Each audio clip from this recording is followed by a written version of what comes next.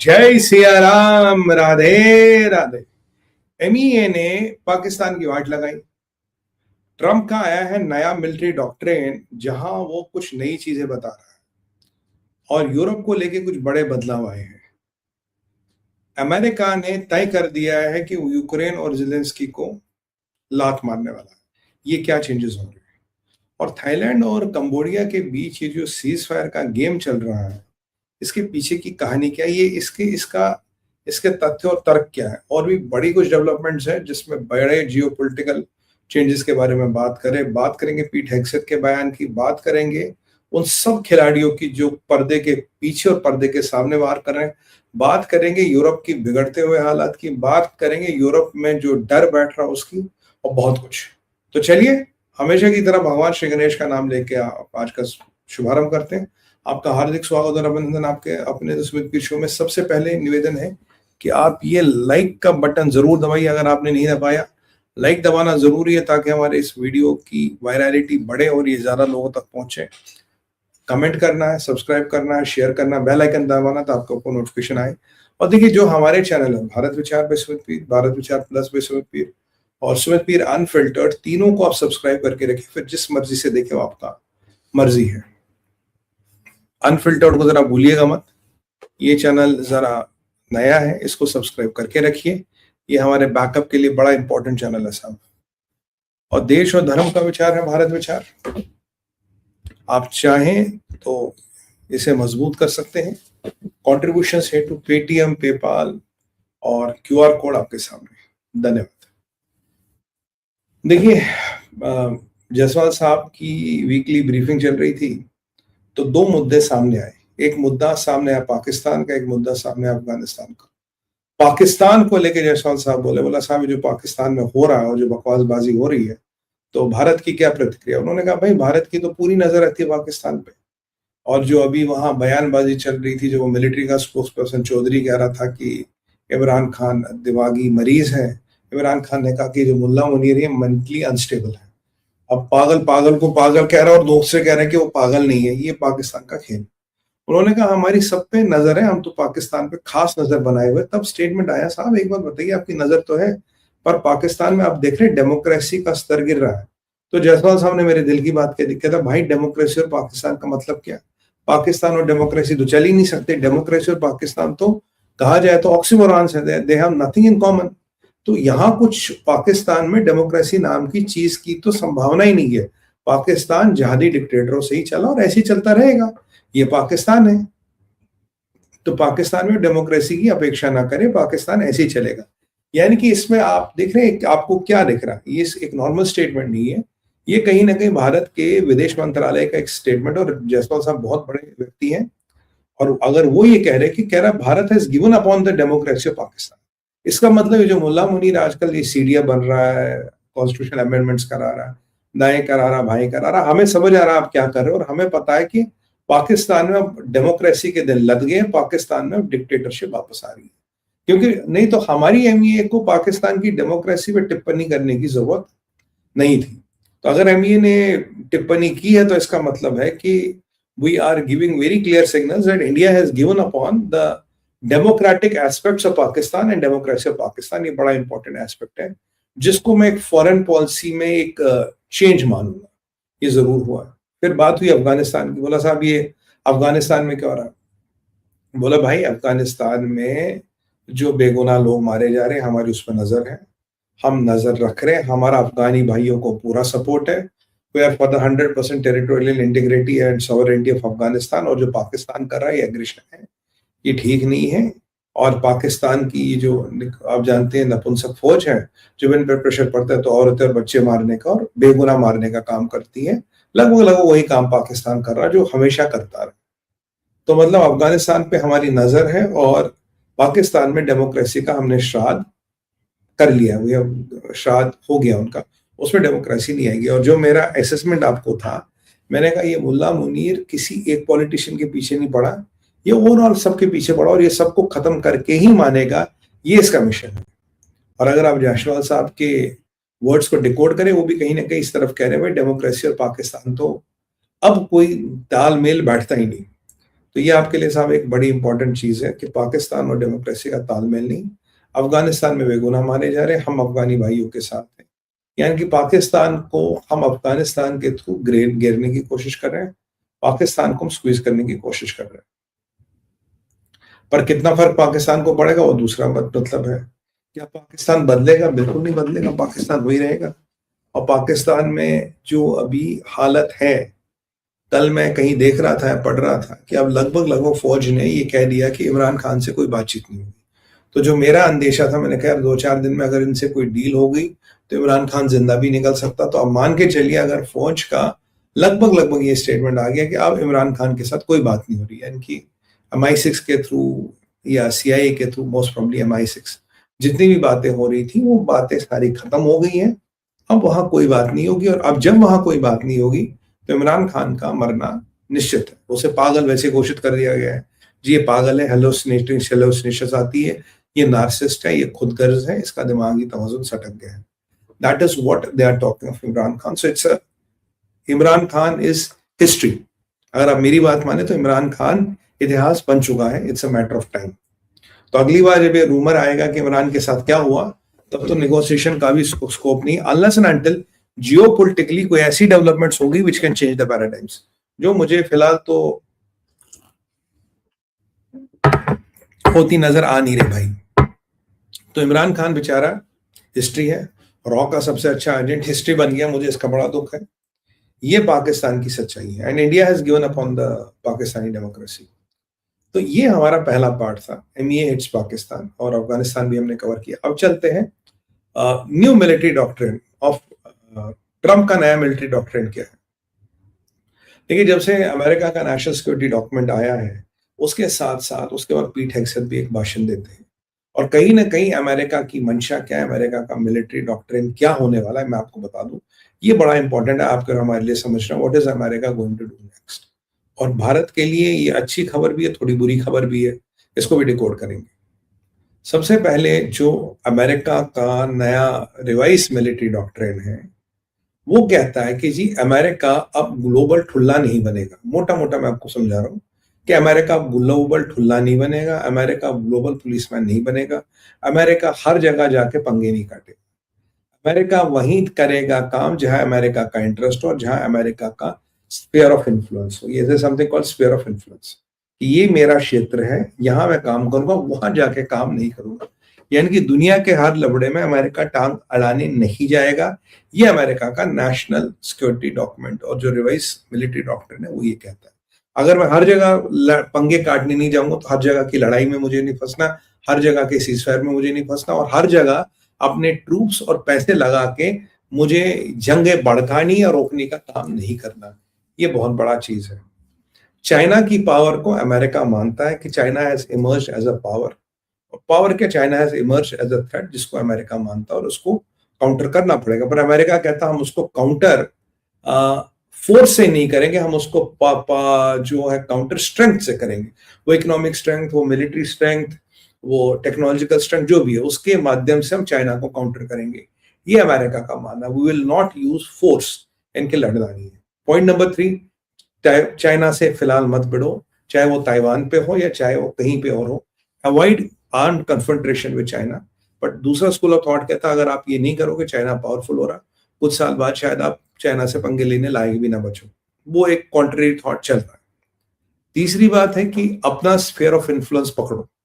अब मेरा sphere of influence का, मेरा स्फीयर ऑफ इन्फ्लुएंस है अमेरिकन कॉन्टिनेंट, मतलब पूरा साउथ अमेरिका नीचे तक, ऊपर कनाडा, यूरोप, और मेरा इन्फ्लुएंस होगा इंडो पैसिफिक और साउथ चाइना सी के आसपास का क्षेत्र, जहां मैं स्फीयर ऑफ इन्फ्लुएंस मानता हूँ।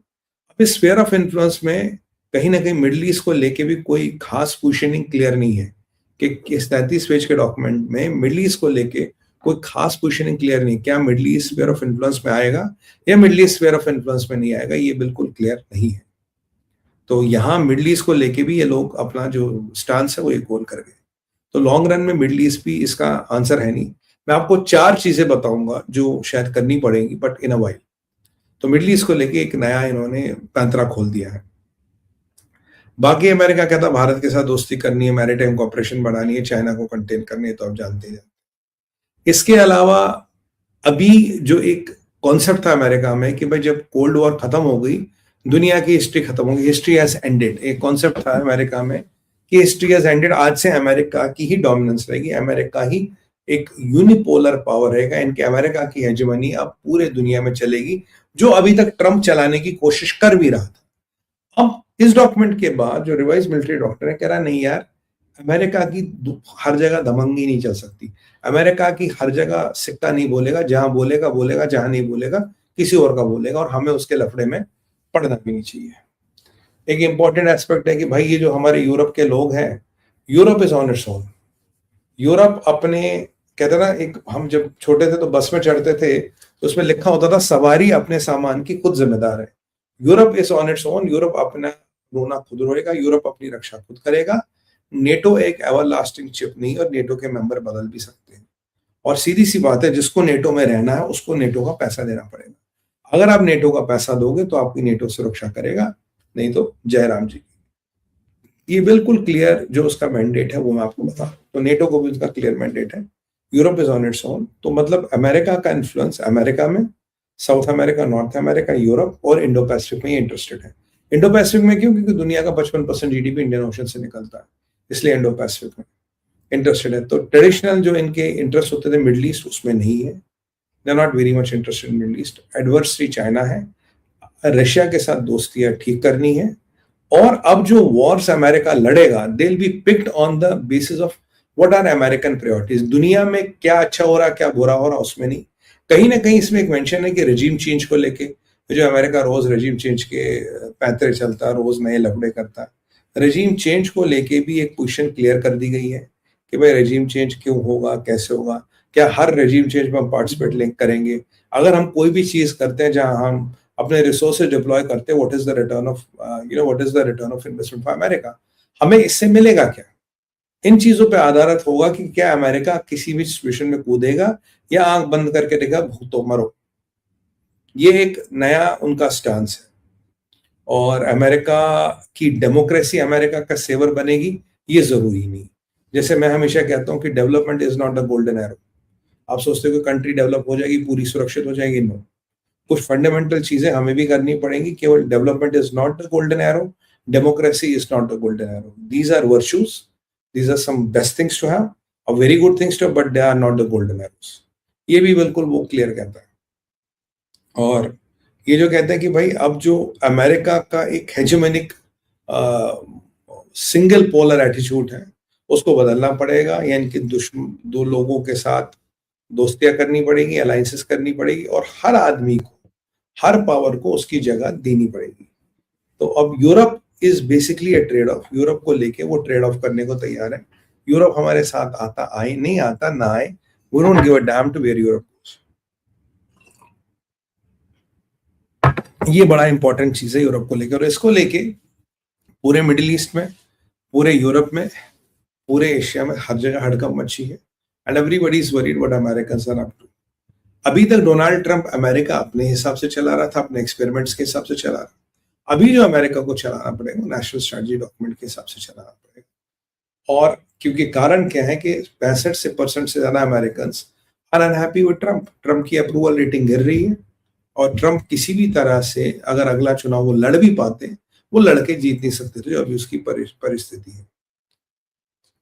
सो it is going to be interesting. And अब अमेरिका, अगर दो शक्तियां लड़ेंगे भी, क्या आने वाले टाइम में अमेरिका सीज फायर में इंटरेस्टेड होगा? नहीं होगा, जब तक अमेरिका का अपना उसमें कोई फायदा या अपना कोई नुकसान ना दिखे। बड़ा फायदा या बड़ा नुकसान दिखे तो हम घुसेंगे, बड़ा फायदा बड़ा नुकसान नहीं दिखे हम नहीं घुसेंगे। साहब ये है आपका पॉइंट नंबर 2, मोटा मोटा what are they doing here, मतलब Trump's new military doctrine.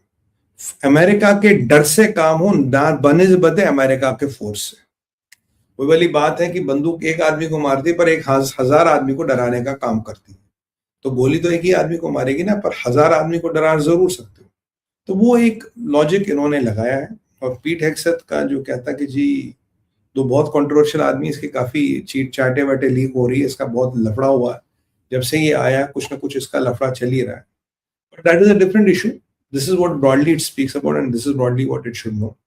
India का कोई इसमें मेंशन है नहीं। हाँ, इंडिया इंडो पैसिफिक कमांड जरूर मेंशन्ड है। इंडो पैसिफिक कमांड जो वो इंडिया से रिलेटेड है, इंडिया के आसपास ही घूमती है। So that is about India. और थर्ड टॉपिक है हमारा यूएस डंपिंग यूक्रेन। क्या यूएस यूक्रेन को डंप कर रहा है? देखिए, बड़ी इंटरेस्टिंग घटनाक्रम है और इसको जरा समझाने में थोड़ा समय लगेगा। कहानी शुरू होती है मियामी की मीटिंग से। मियामी के बाद इस डेलीगेशन को यूक्रेन जाना था।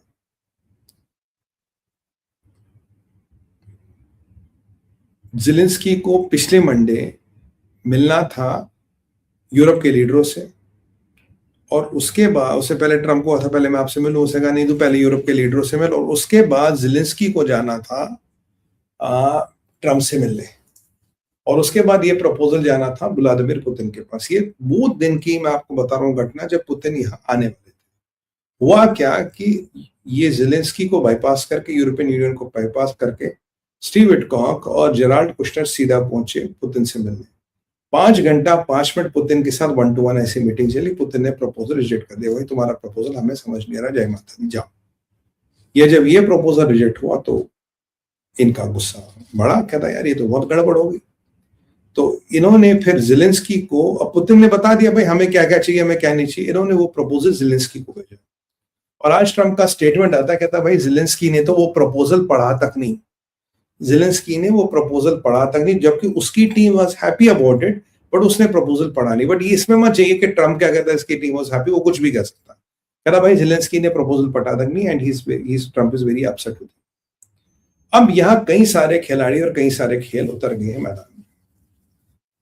अब कहानी क्या? कहानी ये है कि एक बड़ा इंपॉर्टेंट टैंगो बन रहा है, यूरोप, ज़ेलेंस्की, अमेरिका, रशिया का। जो नया नेशनल स्ट्रेटजी डॉक्यूमेंट आया उससे सीधा है कि Europe is a civilisational liability, इनसे कुछ नहीं मिलना, खत्म है ये। तुम अपना रशिया के साथ एक कॉर्डियल रिलेशन रखो और ऐसी इक्वेशन रखो कि रशिया यूरोप के साथ ना भिड़े और ये यूरोप बर्बाद ना हो, कि यूरोप में तुम्हारे कमर्शियल इंटरेस्ट भी है which should be safe guarded, और उसको सेफ गार्ड करने के लिए इन बेवकूफों को रशिया से भिड़ने से रोको। ये ट्रम्प का डॉक्यूमेंट कहता है। अब इसके लिए जो कार्रवाई हो रही है या जो कार्रवाई ट्रम्प कर रहा है, तो कह रहा है यार मैं पहले ये लड़ाई रुकवा दूं। तो अब लड़ाई रुकवाने के लिए ज़ेलेंस्की को प्रपोजल भेजा। ट्रम्प कह रहा है भाई ज़ेलेंस्की ने तो प्रपोजल पढ़ा तक, he has not ever read the proposal. और कल फतेह में क्या हुआ, रेलवे जंक्शन गया, वो स्टोरेज पॉइंट्स गए, पावर जनरेशन गया, वो सब मैं कवर, कितने ड्रोन, कितने missile, that we already covered yesterday, I am not going to repeat the same. अब जब ये ट्रम्प से बात ही कहता भाई ये क्या हो गया, तो ट्रम्प बड़ा कहता जी ऐसे तो बात नहीं बनेगी। तो फिर एक खेल शुरू हुआ। ये अजरॉफ करके बंदा है। अजरॉफ कौन है? अजरॉफ आपके एक्स प्राइम मिनिस्टर ऑफ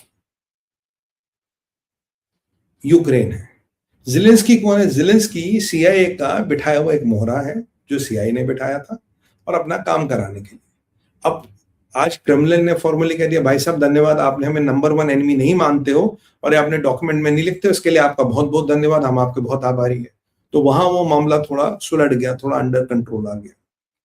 अब यहाँ यूरोप को दिख रहा है भाई रशिया और अमेरिका क्लोज आ रही है, मिडिल ईस्ट को भी दिख रहा है रशिया और अमेरिका क्लोज आ रहे हैं। मैं आपको शुरू से कहता था Trump will trade off Europe for Russia. कहा था नहीं कहा था मैंने? आपको याद होगा, 100% मैंने कहा। अब ये जो अजरॉफ है ये कहता है कि ज़ेलेंस्की की उल्टी गिनती शुरू। बोलोगे वो कैसे? कह रहा है कि America has made it's mind कि अगर ज़ेलेंस्की हमारी बात नहीं मानेगा तो ज़ेलेंस्की का टक टक टक टक, यानी कि ज़ेलेंस्की का तख्ता पलट करके ज़ेलेंस्की का हिसाब किताब पूरा करना पड़ेगा। अभी अजरॉफ कौन है? Ex prime minister of Ukraine है। अब ये अमेरिका करने वाला कैसे? याद कीजिए मैंने आपको बहुत पहले बताया था कि यूक्रेन में कुछ ऑडिटर्स हैं जिनका गठन अमेरिका ने किया था जब वो ज़ेलेंस्की को लाए थे, उसके पहले भी थे। और ये जो ऑडिटर्स में जो लोग होते हैं ये mostly American picked and choose होते हैं। कि मान लीजिए सीएजी है यूक्रेन का, पर उसमें अमेरिका बंदे रिक्रूट करके डाल रहा है। ये कुछ ऐसा सिस्टम है। 4 या 6 महीने पहले मैंने आपको कहा था कि उनको एक्टिवेट कर दिया गया है। मैंने आपको ये भी बताया था कि यूक्रेन में 140 बिलियन से डॉलर का लफड़ा है, मैंने आपको ये भी बताया था, ये सारा फर्जीवाड़ा, ये ज़ेलेंस्की के होते हुए युद्ध कभी रुक ही नहीं सकता। जब तक ज़ेलेंस्की जिंदा है ये युद्ध रुकेगा नहीं, जब तक यूरोपियंस हाले आते हैं युद्ध को रुकने नहीं देंगे। अभी मैं सब फोटो में डिकोड कर रहा हूँ। तो अब ये जो अजराफ कह रहा कि भाई ज़ेलेंस्की की सरकार अगर नहीं मानेगा तो टॉपल करने का काम हो गया। जो अकाउंटिंग बॉडीज है, इसने ज़ेलेंस्की के मिनिस्टर्स को गिरफ्तार कर लिया।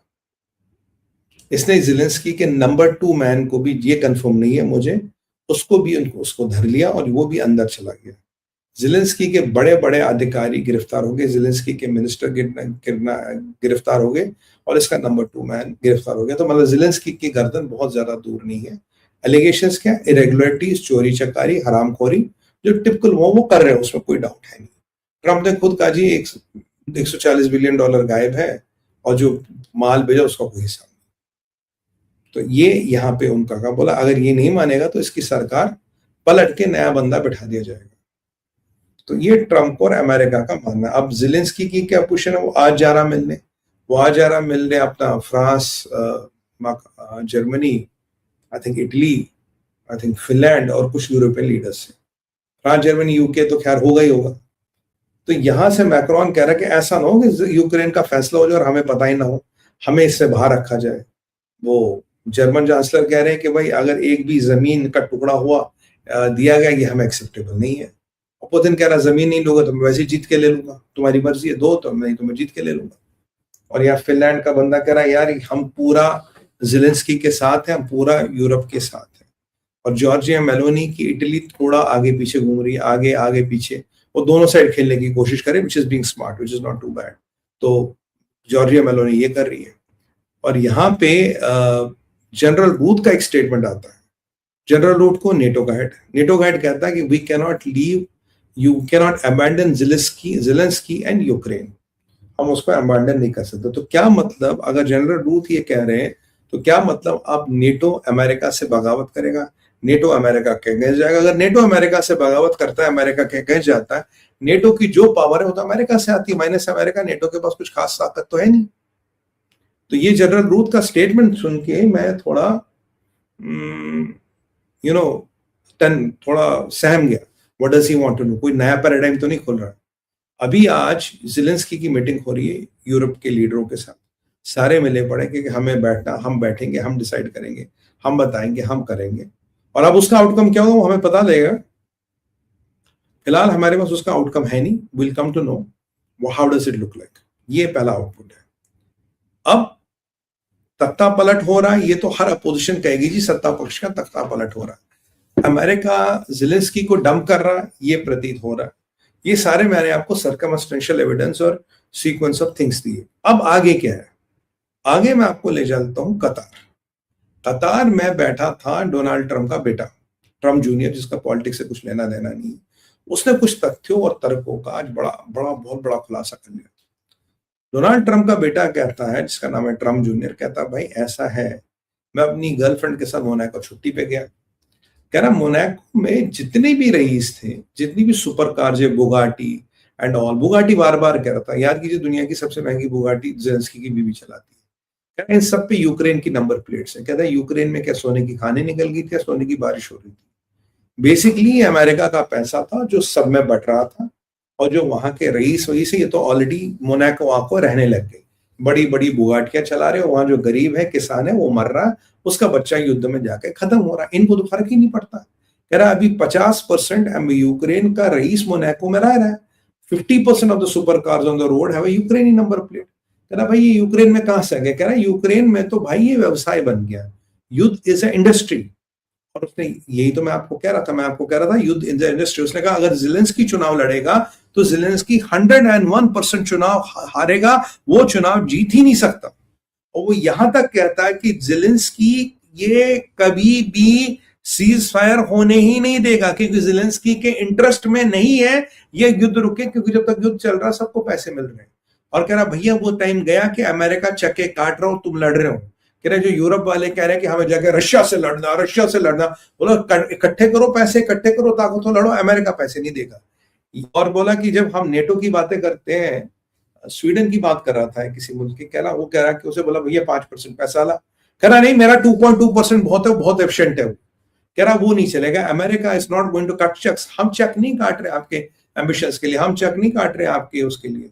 और ज़ेलेंस्की इस सीज़फायर को होने ही नहीं देगा, बिकॉज ज़ेलेंस्की के लिए सरकार, जो आपको कह रहा था ज़ेलेंस्की करेगा तो सरकार गई तो ज़ेलेंस्की अगर इलेक्शन लड़ेगा वो हार ही नहीं सकता। ज़ेलेंस्की के सारे, अब अर्ज़रॉफ की बात दुनिया, ज़ेलेंस्की के ये वो नंबर 2 बंदा भी जेल में गया, उसके मिनिस्टर जेल में जा रहे, ज़ेलेंस्की के करप्शन स्कैंडल निकाल रहे, मोनाको की बात। और बोला कि फिर उससे सवाल पूछा गया, क्या तुझे लगता है कि तेरा बाप डोनाल्ड ट्रंप ज़ेलेंस्की को डंप कर सकता है?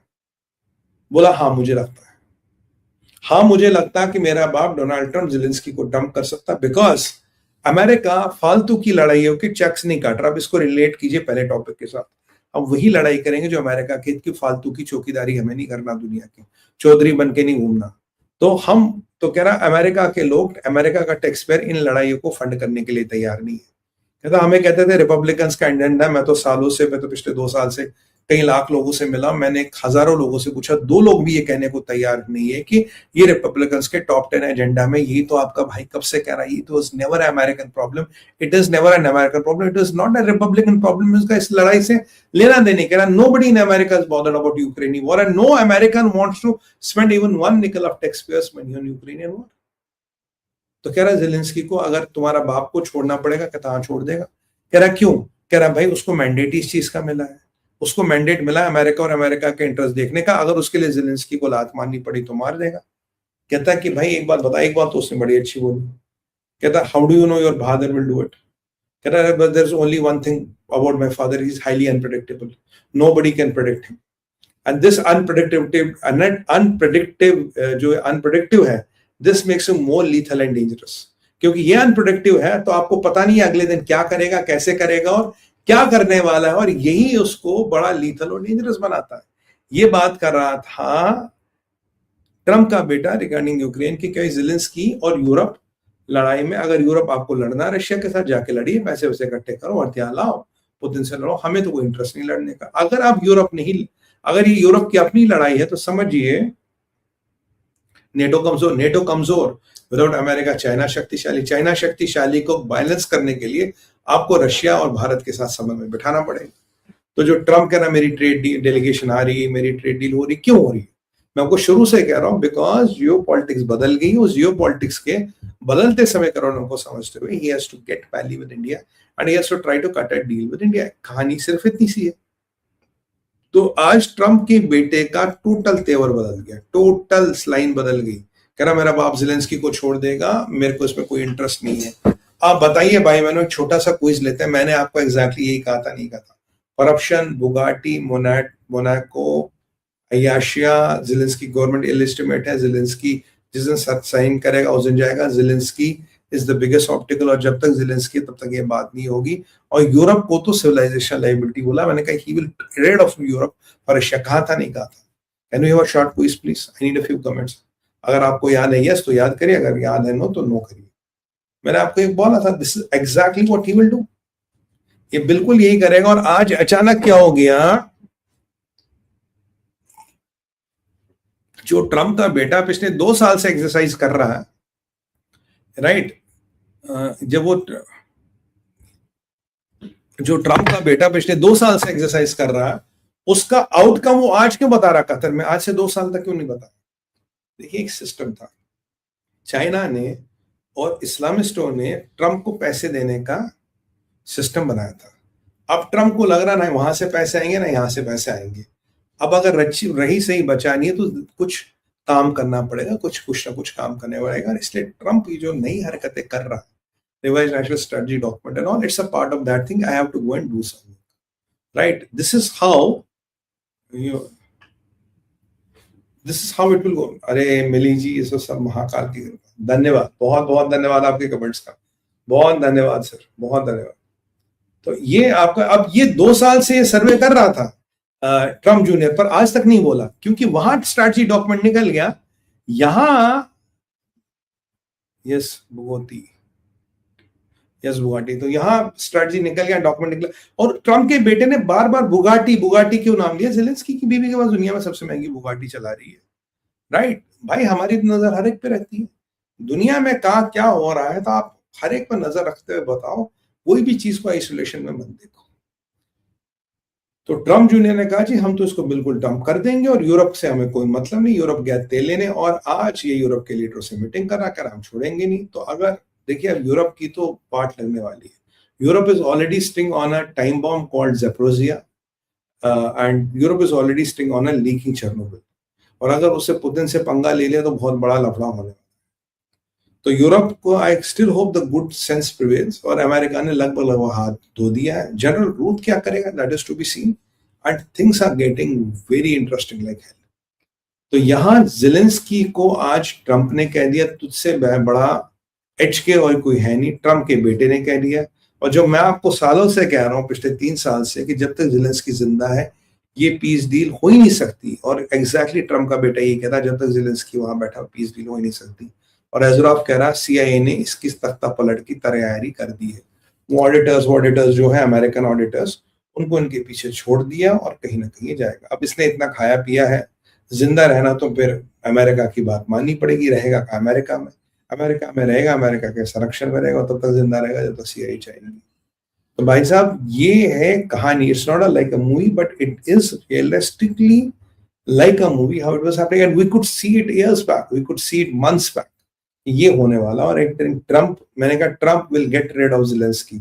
Americans have this history, cut them loose.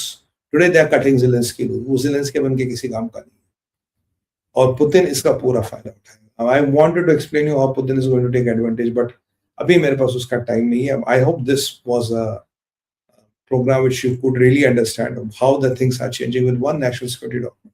मैंने वे कतार कह रहा मेरे पास पैसे नहीं है गाजा में लगा, मैं गाजा में एक पैसा नहीं लगा। वहां भी सीज फायर गया। और जहां सीज फायर की बात हो रही है तो चलते हमारे लास्ट टॉपिक पे, वो है हमारा थाईलैंड और कंबोडिया का सीज फायर गेम। ये क्या है भाई? कहानी शुरू होती है कि थाईलैंड और कंबोडिया में कुछ लफड़ा होता है, यहां कुछ 48 लोग मारे जाते हैं, युद्ध होता है।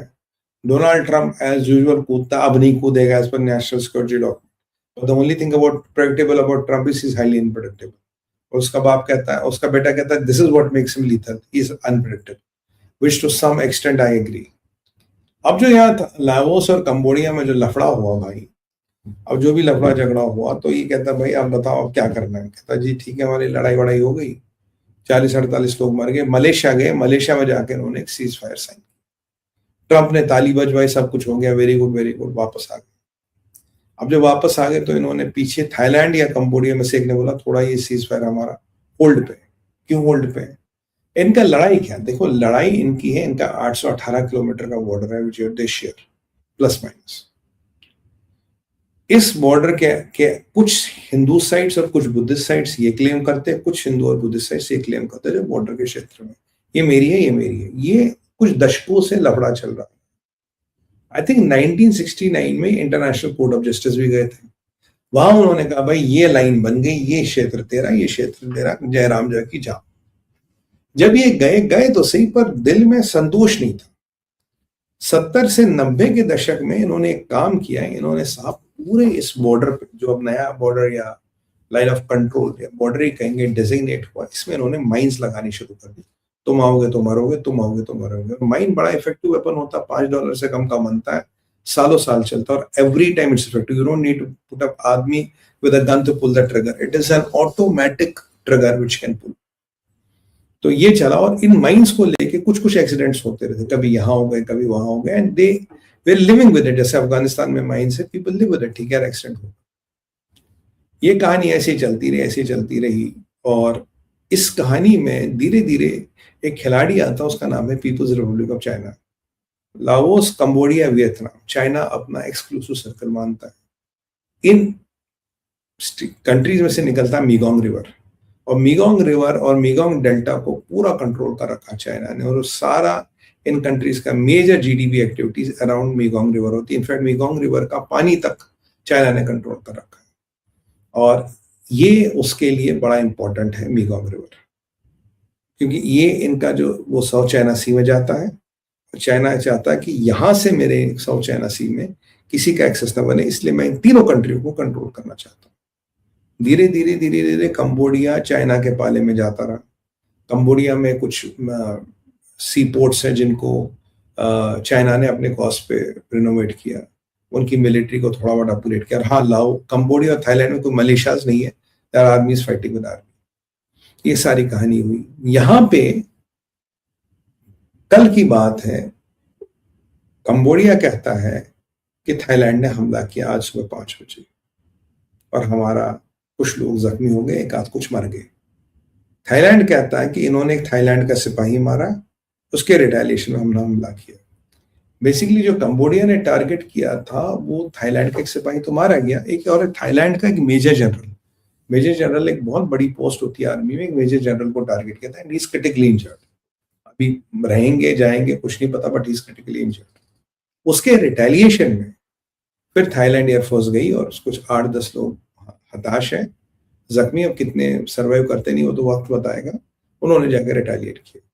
ये कहानी ऐसी चलेगी, ये पाकिस्तान अफगानिस्तान टाइप लड़ाई है, ये ऐसे ही चलेगी, ये कहानी ऐसे होगी।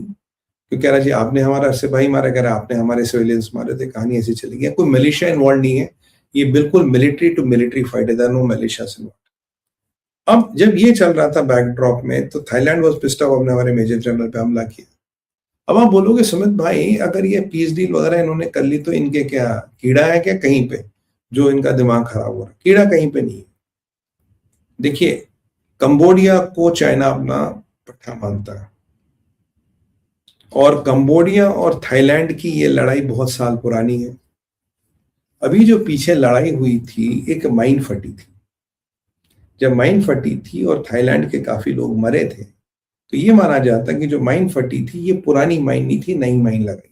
लड़ाई इस पे हुई, तुम नई माइने क्यों लगा रहे हो? फिर आपस में मार कुटाई हुई, पीस डील वगैरह हुई। पर ये पीस डील कराई डोनाल्ड ट्रंप ने, जो डोनाल्ड ट्रंप को, जो शी जिनपिंग को मंजूर नहीं है। कहना मेरे पट्टों क्या तूने पीस डील कैसे करा दी? तू कौन होता मेरे सर्कल में घुसने वाला?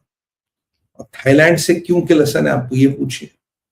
थाईलैंड अमेरिका का नॉन नेटो मिलिट्री एलाई है, it's non NATO military ally of America. तो एक चाइना की गोद में कंबोडिया और यहाँ थाईलैंड अमेरिका की गोद में। और पीस डील किसने कराई? डोनाल्ड ट्रंप ने। किसकी कराई? कंबोडिया की कराई। और कंबोडिया अभी डेट ट्रैप में क्या, मिलिट्री मॉडर्नाइजेशन में क्या, हर चीज में चाइना के नीचे फंसा पड़ा है। और चाइना नहीं चाहता कि ये क्षेत्र शांत रहे। और जो कल से नेशनल स्ट्रेटजी डॉक्यूमेंट आया, मैंने आपको कल ही बताया था, जहां जहां चाइना का इन्फ्लुएंस होगा उसको थोड़ा थोड़ा थोड़ा फ्लेयर अप करने की कोशिश करेगा इन रिटेलिएशन। जैसे कल जापान के ऊपर जहाज उड़ा दिए और जापान के एयरक्राफ्ट को लॉक कर दिया, that is fair frustration and retaliation. यही काम यहां भी कर रहा हूं, इसको तंग कर दूं, इसको उंगली कर दूं, इसको उंगली कर दूं, that is what they are trying to do. ठीक है, तो अब थाईलैंड ने जवाब दे दिया। अब ये कंबोडिया वाले फिर कुछ ना कुछ करेंगे, फिर कुछ ना कुछ होगा, फिर ये करेंगे, फिर वो करेंगे, ये चलता है। क्योंकि कंबोडिया का उस ऑप्शन नहीं है, वो चाइना के आसानों की तरह दबा हुआ है। चाइना और थाईलैंड में एक और चीज की लगती है, थाईलैंड में करीब कुछ साल पहले तक $65 बिलियन का रेवेन्यू आता था टूरिज्म से। चाइना का ये मानना है कि हम थाईलैंड से सुंदर है, हमारे यहाँ मसाज और लड़कियां और ये सब उससे भी चीप है, लोग यहाँ क्यों नहीं आते? तो इनका उसमें भी एक प्रतिस्पर्धा है और चाइना की से प्रतिस्पर्धा करता तो दुश्मनी कर में ज्यादा फर्क नहीं लगता। भारत से भी शुरू तो प्रतिस्पर्धा से ही हुआ था, आज खून में दुश्मनी बन के दौड़ रहा। ये चाइना है, आप इसका कुछ नहीं कर सकते। यहाँ पे अगर आपको याद होगा, लाओस कंबोडिया में बहुत से भारतीय मूल के लोगों को जबरदस्ती ले गया था और बंदी बना के रखा गया था और उनसे साइबर क्राइम कराए जा रहे थे। करीब 800-900 लोगों को नौकरी वोकरी के बहाने वहां ले गए थे। वो भी लाओस और कंबोडिया से खेल चलता है। तो लाओस और कंबोडिया के अंदर लिटरली चाइना की हुकूमत चलती है। देखिए, भारत के इंटरेस्ट में कि वो थोड़ा न्यूट्रल रहे, but we should favour Thailand, क्योंकि कंबोडिया को फेवर करके आपको कुछ मिलने वाला है नहीं। और ये सीज फायर वायलेट करा के शी जिनपिंग ने, जो कल नेशनल स्ट्रेटजी डॉक्यूमेंट आया था, चाइना ने उसका जवाब दिया। देखो, चाइना को जब आप ठोकोगे, चाइना कहीं ना कहीं दाएं से बाएं से ऊपर से नीचे से जवाब देता और देगा। ये उन्होंने कल एक जवाब दिया कि this is how it is going to work and this how we are going to hit you. तो अमेरिका का सीज फायर गाजा में गया, वहां अल तयानी बागी हो गया, यहाँ लाओस कंबोडिया में गया। तो धीरे धीरे जो रशिया यूक्रेन में हो नहीं रहा, यहाँ ज़ेलेंस्की की गवर्नमेंट गिराने की दे रहा, और ये ज़ेलेंस्की इज द अवरोधक। ये अब ट्रम्प का बेटा कह रहा 2 साल बाद, जब हम जैसे आप जैसे को तो कई साल पहले समझ आ गया था, ज़ेलेंस्की के होते हुए सीज़फायर हो नहीं सकता। क्या ज़ेलेंस्की के ऊपर जाने की टिकट की तैयारी हो रही है? हो भी सकती है। कुछ भी हो सकता है ज़ेलेंस्की के साथ। और रशिया को पुतिन का बेटा, सॉरी, ट्रम्प का बेटा कह रहा है कि इसने अपनी इंडस्ट्री बढ़ा दी, इसने अपना ऑयल बढ़ा दिया, इसने अपनी मैन्युफैक्चरिंग बेस खड़ी कर दी। ठीक है भाई, त्रासदी को अपॉर्चुनिटी क्लेम में कन्वर्ट करना हर लीडर का काम है। अगर पुतिन ने वो किया तो आपको तकलीफ क्यों है? That is a different point all together. But ये लाओस कंबोडिया का इतना आसान खेल नहीं है, चलता रहेगा जब तक चाइना का इन्फ्लुएंस कंबोडिया पे है। ये कहानी चलती रहेगी, कहानी रुकने वाली नहीं है। इसे कहते हैं फिर तेरी कहानी याद आई। तो मित्रों, ये था हमारा लाओस और सॉरी कंबोडिया और थाईलैंड का ये जो कंबोडिया और थाईलैंड का खेल है, ये आपको समझ आ गया होगा। इसके पीछे की कहानी क्या है, जियोपॉलिटिक्स क्या है, क्या नहीं है, और इसके आगे क्या होने वाला वो मैं आपको बताता रहूंगा। फिलहाल अभी तो मुझे आज्ञा दीजिए आप। पहले मैं आपसे कहूंगा यहाँ पे जरा लाइक का बटन जिसने नहीं दबाया, अभी लाइक का बटन दबा दीजिए प्लीज। हमारा बेल आइकन दबाइए ताकि आपको नोटिफिकेशंस मिलते रहे। शेयर कीजिएगा, कमेंट कीजिएगा, अपने व्हाट्सएप ग्रुप्स पे डाल दीजिएगा। और मेरा निवेदन है कि हमारे जितने भी चैनल्स है, भारत विचार प्लस और सुमित अनफिल्टर्ड, सबको सब्सक्राइब करके रखिए। चाहे देखिए एक से किसी भी एक से देखिए, पर सब्सक्राइब करके रखिए उसको, वो बड़ा इंपॉर्टेंट है। और भारत विचार की सहायता कीजिए। सब देश और धर्म का विचार है, आगे तक जाना, सहायता कीजिए। पेटीएम, पेपाल, QR कोड सब आपके सामने है। और मैं आपसे ये भी निवेदन करूंगा मेंबरशिप्स ले ताकि आपके क्वेश्चंस को प्रायोरिटी मिले। फिलहाल हम आपको 2 वीडियोस दिखाएंगे, सुमित कलेक्शंस और sumitpir.com। उसके बाद आपके क्वेश्चंस पे चलेंगे। Team please. नमस्कार मित्रों, मैं आपके सामने लाया हूं सुमित पीर एडवाइजरी, जो एक यूनिक इनिशिएटिव है जिसमें आपकी लाइफ, बिजनेस, पर्सनल, प्रोफेशनल कोई भी समस्या हो जिसका हम मिलके समाधान ढूंढेंगे। आप जूम के माध्यम से जुड़ेंगे, आप दुनिया में कहीं पे भी हो, कोई फर्क नहीं पड़ता। ये 100% प्राइवेट कॉन्फिडेंशियल है, इंडिविजुअल्स के लिए है, कॉर्पोरेट्स के लिए है, और practical approach to very complex problems. If any kind of type, immigration हो, फाइनेंसेस हो, कैरियर हो, लाइफ हो, बिजनेस हो, कुछ भी हो, तो आपसे निवेदन है कि आप इस इनिशिएटिव का लाभ उठाइए और हमसे जुड़िए sumitpir.com के माध्यम से।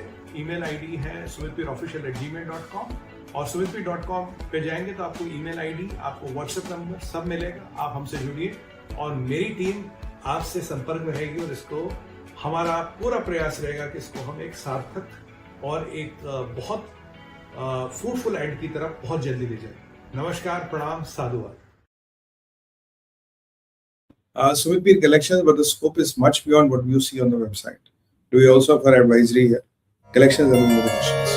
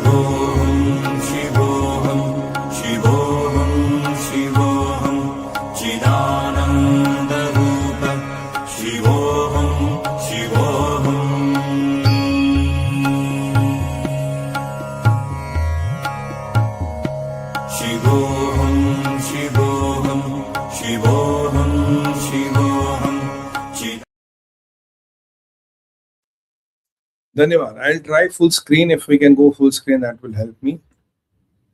How works? The bug is fixed. Sir, hope your health is fine. Blessings of Shri Lakshmi Narayan Swami ji. Thank you, sir. बहुत बहुत आपका आशीर्वाद और स्वामी जी का बहुत धन्यवाद। थैंक यू सांगवान साहब, बहुत धन्यवाद आपका।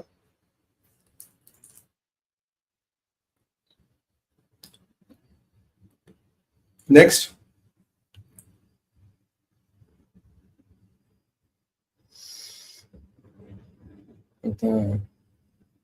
ये रशिया यूक्रेन वाला बड़ा इंटरेस्टिंग होने वाला। अब देखिए दुनिया की पॉलिटिक्स बदल गई है, जैसे नेशनल स्ट्रैटेजी डॉक्यूमेंट बदल गया है। It has fundamentally changed a lot of things how we see the world. Vande Mataram, Bharat माता की जय, जय श्री राम। थैंक यू नीरव जी, बहुत बहुत आभार। कुशल होंगे, आपकी आंखें ठीक होंगी and they should be under control, I hope and pray.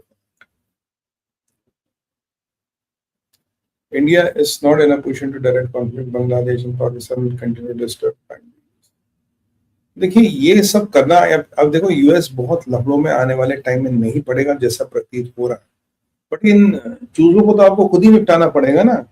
अपने लॉन में जो घास उगती है, जो आपके खेत में खरपतवार होता है, वीड होता है, कोई पड़ोसी थोड़ी ना आता उसको निकालने के लिए, सर वो तो खुद ही निकालना पड़ेगा ना। तो कार्रवाई करनी पड़ेगी। जयशंकर ने Pakistan army for Indian terrorism challenges prompting Islamabad तो कंडम हिज रिपोर्ट्स। भाई ये तो सीधी सी बात है, इसमें तो मैं तो कह रहा हूँ पाकिस्तान का जो मुल्ला मुनीर है, he is Osama bin Laden in uniform. उसमें और हाफिज सईद में क्या फर्क है? एक की दाढ़ी है, एक की नहीं है। एक ने दाढ़ी और यूनिफॉर्म बस। हाफिज सईद की दाढ़ी मुनवा दो, यूनिफॉर्म लगा दो, मुनीर लगेगा। क्या फर्क है भाई? They are exactly the same. I don't believe there is any difference between the two. Next.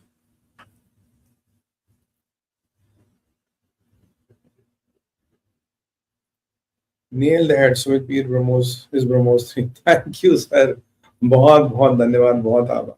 तभी तो हमें लोग रोकने की कोशिश करते हैं, चैनल को आगे बढ़ने से रोकते हैं, बहुत जुगाड़ करते हैं। Sumit India is buying some surprise things, not only against Pak, but 360 of the best brave Indian defense Operation Sindhu 2.0। बहुत बढ़िया समाचार है और हम अपेक्षा करते हैं कि हम सारे दुश्मनों को जरा एक अच्छा सबक सिखाएं। इतना तो मैं आपको जरूर कह सकता हूं कि तैयारी चल रही है। हाँ, ये मैं नहीं कहूंगा कि ये गेम वो गेम, क्रैकडाउन, वो सब। sir, Turkey is selling advanced drones to Nepal, which have shot jets recently during their tests.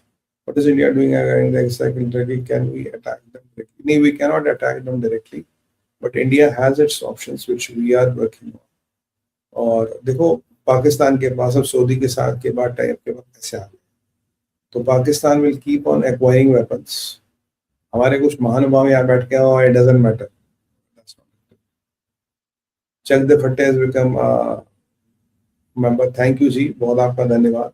बहुत इसीलिए थोड़ा ये इक्वेशंस बदलेंगी, but we have to be ahead of the curve. क्या करें भाई, हमारे लाइन में वो जीतता जो पहले मारता, तो पहले मारना पड़ेगा ना उनको। India has been China has been a terrorist sponsor bigger than CIA in the whole world since after 90, and some may not understand. I cannot agree more with you.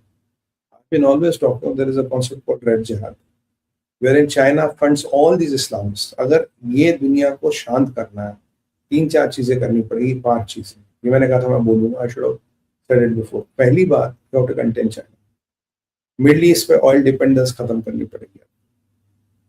Bharat को आपको हिंदू राष्ट्र डिक्लेयर करना पड़ेगा, ठीक है जी। और कहीं ना कहीं आपको ये जो पाकिस्तान बांग्लादेश है, इनकी लोकल लेवल पे सफाई करनी पड़ेगी और 0.5 को आप टैकल कर लो। That is all what you need to do. और जब तक चाइना का पैसा या मिडिल ईस्ट में तेल है, तब तक इस्लामिक आतंकवाद रुकने वाला नहीं। It will come back in some form और other, because they are the people who fund it. और China has been funding all kind of these activities since 1950s, इसमें कोई डाउट नहीं। थैंक यू जी, बहुत बहुत धन्यवाद। जय सिया राम मुकेश जी, जय श्री राम मोहंती जी।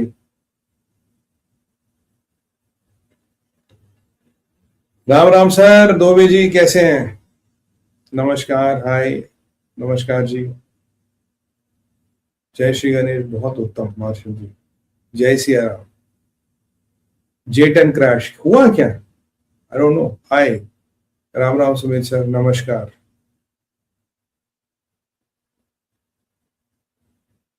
जय राम जी की, जय राम जी की, नीरू जी।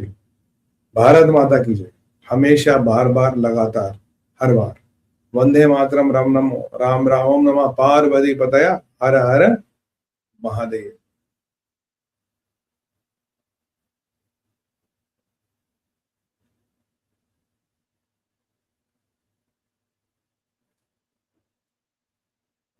जय हिंद, सर्वोत्तम, जय श्री राम, नमस्कार जी, मिली जी आपको। इसी के साथ हमारा आज का जो संस्करण है, I think they have fix the software bug, समाप्ति की ओर जा रहा है। वही लाइक करिएगा, भारत विचार को आगे बढ़ने में मदद कीजिएगा, अपने फ्रेंड्स और फैमिलीज में डालिएगा ताकि हमारा जो चैनल है और पॉपुलर हो। सब्सक्राइब करवाइएगा। आप जानते हैं कि बहुत से लोग और शक्तियाँ चाहती कि चैनल आगे ना बढ़े, पर महाकाल की ऐसी अनुकंपा है, चल रहा है, सब कुछ ठीक चल रहा है और आगे बढ़ता ही रहा है, पीछे तो नहीं आ रहा। इसी के साथ मैं आपके प्यार और आपके विश्वास का हाथ जोड़ के धन्यवाद करता हूं और आपसे भी आज्ञा लेता हूं और कहता हूं आपसे कल फिर मिलूंगा रात को 11 और 11:30 के बीच। अगर कुछ इंपॉर्टेंट हो तो एक शॉर्ट लाइन में आता हूँ, अन्यथा वही अपना टाइम है। तब तक के लिए भारत माता की जय, वंदे मातरम, ओम नमः पार्वती पतया, हर हर हर महादेव।